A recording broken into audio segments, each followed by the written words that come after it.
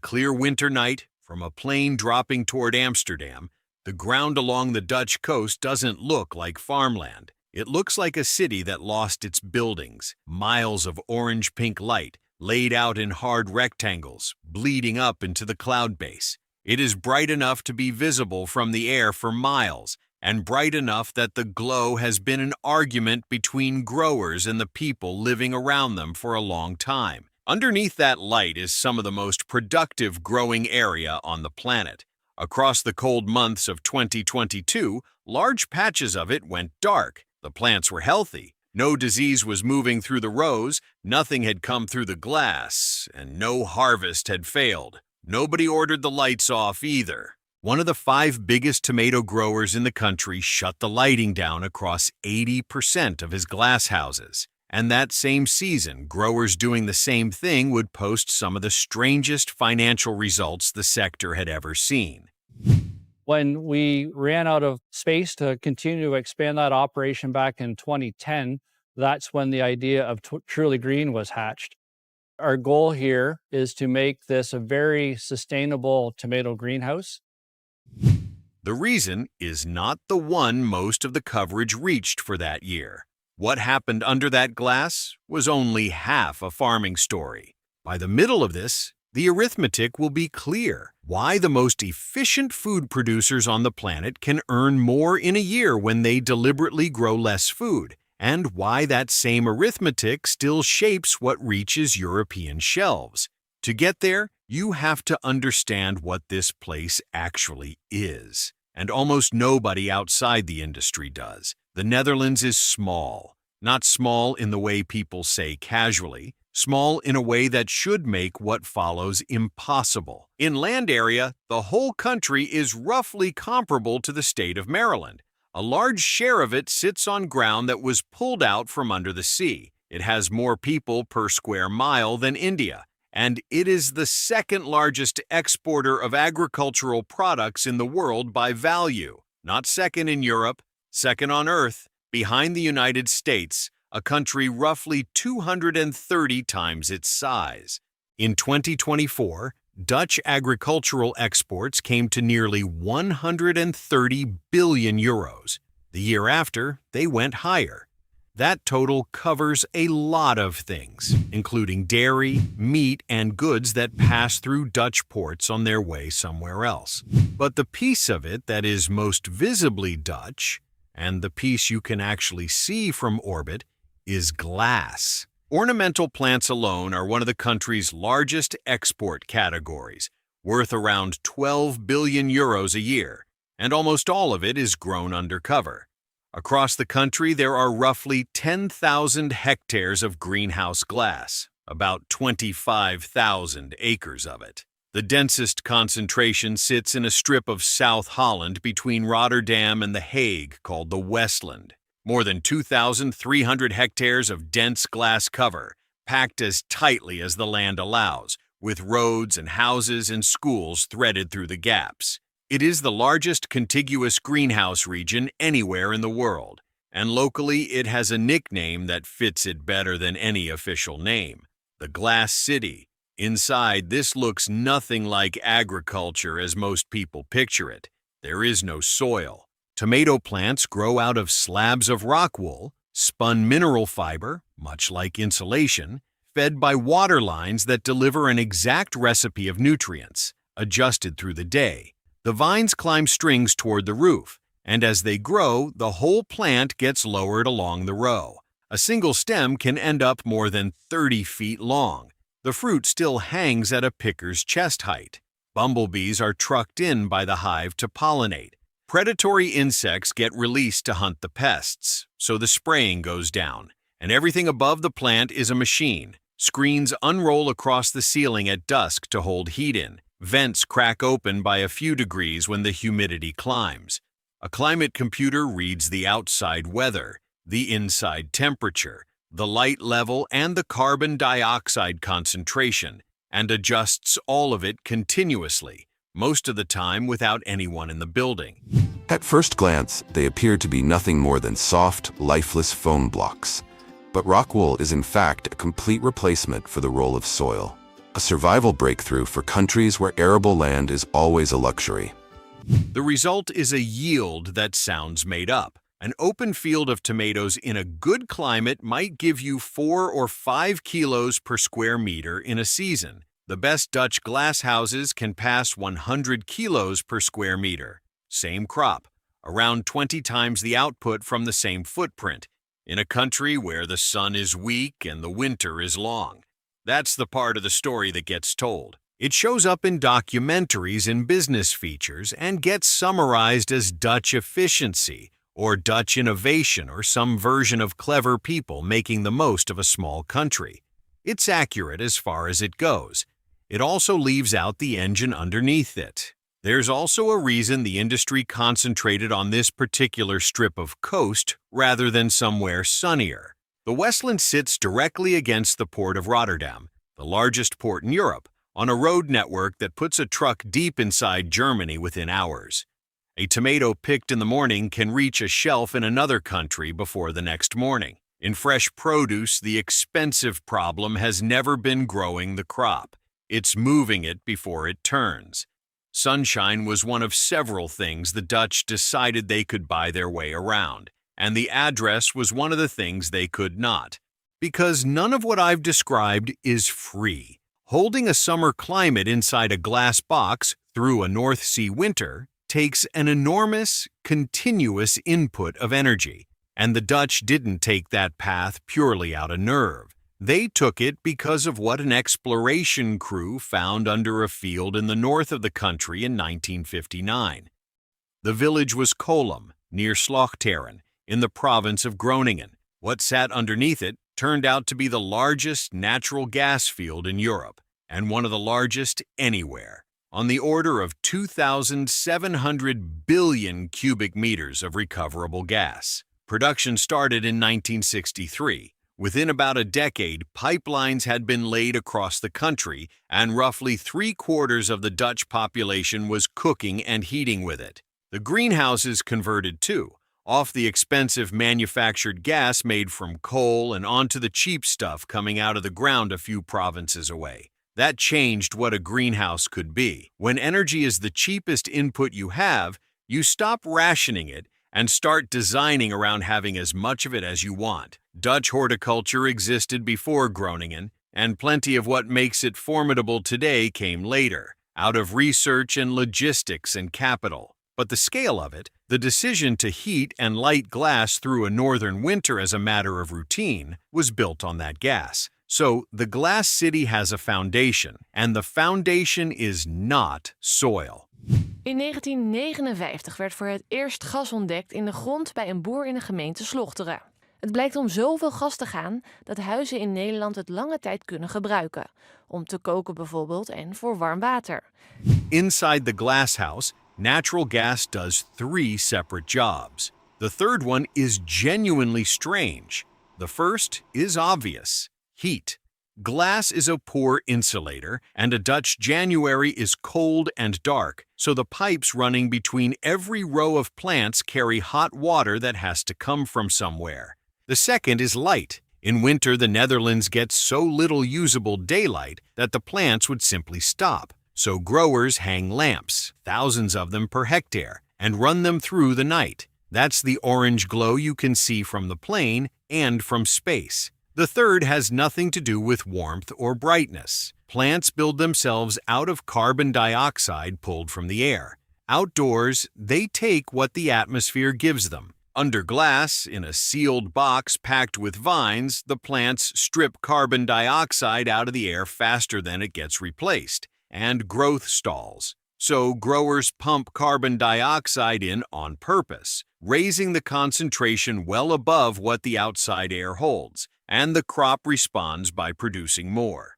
For decades, the simplest way to get that carbon dioxide was to burn gas and capture what came off, which means Dutch growers weren't only buying gas for heat and light, they were buying it as a raw material for the plants themselves. That is an expensive way to obtain a gas that heavy industry produces as a byproduct in enormous quantities a few miles away, which is where a strange piece of infrastructure comes in. The OCAP network. Its backbone is a repurposed oil pipeline running north out of the Rotterdam port area. It doesn't carry crude anymore. Today it carries captured carbon dioxide from hydrogen production at a Shell refinery in the Botlek and from a bio-ethanol plant at Europoort into the greenhouses. Roughly 250 kilometers of distribution pipe feeding somewhere around 580 growers across about 1,900 hectares of glass, delivering on the order of 400,000 tons of carbon dioxide a year. Captured industrial carbon dioxide piped to tomato plants, so they grow faster. And every ton that arrives by pipe is a ton the grower didn't have to produce by burning gas purely for enrichment, which is a large part of why the arrangement makes economic sense at all. So the picture has changed. This isn't a farm that uses a lot of energy. This is an industrial energy system with plants growing inside it. One piece is still missing, and it's the piece that explains the dark greenhouses. Dutch greenhouses don't only consume energy, they produce it, and they sell it. Somewhere around 60% of Dutch greenhouse sites run what's called combined heat and power, a gas engine on site that burns fuel and captures everything useful that comes out of it. It generates electricity. The waste heat from the engine goes into the heating pipes instead of up a chimney, and the exhaust, cleaned and treated, supplies carbon dioxide to the crop. But one machine, all three jobs, from a single stream of gas. Across the sector that adds up to about 2,500 megawatts of generating capacity. For scale, that is in the range of 2 large conventional power stations spread across a few thousand farms. In 2021, those engines burned roughly 3.9 billion cubic meters of gas, and Dutch greenhouse horticulture as a whole accounted for close to a tenth of all the natural gas used in the country. By using natural gas to generate electricity for LED lighting arrays, then recovering waste heat for heating, these systems maintain a stable growth cycle 24/7, producing light so intense it can be clearly detected by satellites at night. Which produces a number that reframes what these buildings are. The greenhouse engines generate far more electricity than the sector needs for itself, and the surplus goes out onto the national grid. Research published by Wageningen University puts the output of horticultural combined heat and power at the equivalent of around 11% of the country's electricity needs, roughly a tenth of national supply, coming out of buildings that are officially farms. And because those engines can be brought on and off relatively quickly, they aren't only supply. Where heat demand, contracts and grid agreements allow it, they're flexible supply, the kind of system full of wind turbines and solar panels needs on a still gray day. Dutch tomato growers had quietly become part of the country's power system, which means the Dutch glasshouse was never simply a farm that bought energy. It was also an energy business, and the vegetables were one of 2 products coming out of the building. For 20 years, that was an extraordinary machine. It worked on one condition, that the price of the gas going in stayed reasonable relative to the price of the electricity coming out. In 2022, that relationship broke. Through most of the decade before the crisis, gas on the Dutch trading hub, the benchmark the whole of Europe prices against, sitting in the Netherlands itself, traded somewhere in the range of 15 to 20 euros per megawatt hour. It was the kind of number a grower could sign a contract around and then stop thinking about. That began to come apart during 2021, when prices were already climbing and unstable. The only gas Wilma Marais still uses is for the tea lights, used for her improvised stove. The terracotta pots retain heat, which helps keep her a little warmer as the colder weather approaches. The shop owner decided to have her gas cut off after her bill doubled to $345 a month, with a warning from her provider that it could reach $700. Then Russia invaded Ukraine. Pipeline flows into Europe were progressively cut back through the year, and the continent went looking for gas it suddenly did not have. Through late summer, the price passed 200 euros. In late August, it touched roughly 340, something like 20 times the old baseline. For a normal farm, that is a bad year. For a business whose entire model is buying gas by the cubic meter, it should have been extinction. And for a lot of growers, it very nearly was. The sector body, Glastuinbouw Nederland, reported that up to 40% of its roughly 3,000 members were in financial difficulty. Growers pulled crops out early rather than heat them to the finish. Others didn't replant at all, and the glass simply sat empty into the new year because nobody could tell them what a February heating bill was going to look like. Across Dutch greenhouse vegetables, yields per hectare fell. Tomatoes, worst of all, down about 12.5% in a single year.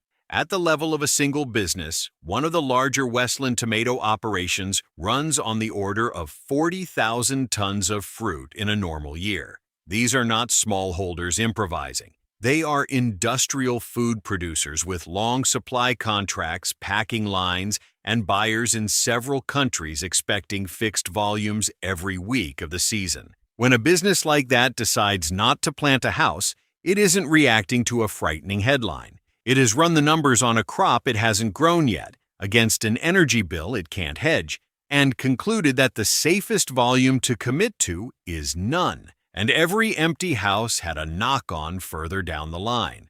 The packers had less to pack, the hauliers had less to haul, and the supermarket buyer who had penciled in Dutch peppers for March had to find them somewhere else, at whatever that somewhere else wanted to charge. But the growers with those gas engines were looking at something different on the spreadsheet. In Northwest Europe during the crisis, the plant setting the market price was very often a gas plant, which meant the power price didn't just rise alongside gas. It climbed harder, and that inverted the logic of the building. If you own a gas engine and the electricity you can sell has risen faster than the gas you have to buy, then the most valuable thing in your greenhouse is no longer the crop. It's the engine. Every hour you run it, you make money on the spread. Meanwhile, the lamps hanging over your tomatoes are pure cost because they consume the same expensive electricity you could otherwise be selling at a record price. So the rational move, the one the numbers pushed you toward, was to turn the lights off, slow the crop down, keep the engine running, and sell the power. That is what the darkness was. Not failure, not abandonment, a calculation. The grower who switched off the lighting across 80% of his glass wasn't giving up. He was reading the same market everyone else was reading and concluding that in that particular winter his greenhouse was worth more as a power station than as a farm. Wageningen's own analysis of that year found exactly this pattern. Businesses with combined heat and power produced less physically and offset the damage, sometimes more than offset it, with what they earned selling electricity, which produced the genuinely odd headline result of 2022. A year of empty glass, canceled plantings, and shrinking harvests was, for one slice of the sector, a good year on paper. The bill for that year didn't arrive all at once, and it didn't land evenly. Gas prices came back down. By the following year, the benchmark was trading in the 30s again, high by historical standards, nothing like the peak. But a shock like that doesn't simply pass through a sector, it sorts it. The Dutch glass footprint had been shrinking slowly for years. It kept shrinking. Total greenhouse area went from around 10,600 hectares to roughly 10,150. Hundreds of hectares of glass gone, and the businesses that came out the other side tended to be the larger ones because the fix for gas dependence is expensive. That fix is mostly heat that doesn't come from a flame. Some Dutch growers have drilled for geothermal energy, pulling warm water up from a couple of kilometers underground and running it through the same pipes that used to carry gas-heated water. Where it works, it cuts a greenhouse's gas consumption by somewhere between 70 and 90%. Others have gone to heat pumps, better screens, and closed systems that hold warmth in rather than making more of it. All of that costs serious capital up front, which a large operator can raise and a family business often cannot. So the crisis didn't only shrink the glass city, it consolidated it. And there's a second-order effect that almost nobody outside the industry noticed. Those greenhouse engines had been holding up a meaningful share of the country's flexible generating capacity, the kind you can call on quickly. As the sector moves away from burning gas, that capacity has to be replaced by something. Grid congestion in the region has already begun constraining new connections that feed power in, pushing new sites toward geothermal instead.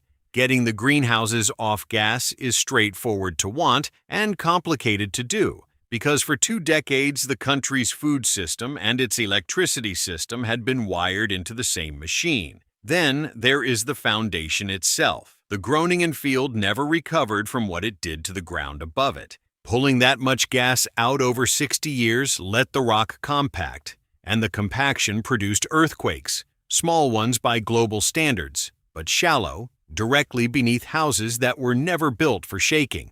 Thousands of buildings were damaged. Production was wound down through the 2010s and halted in 2023.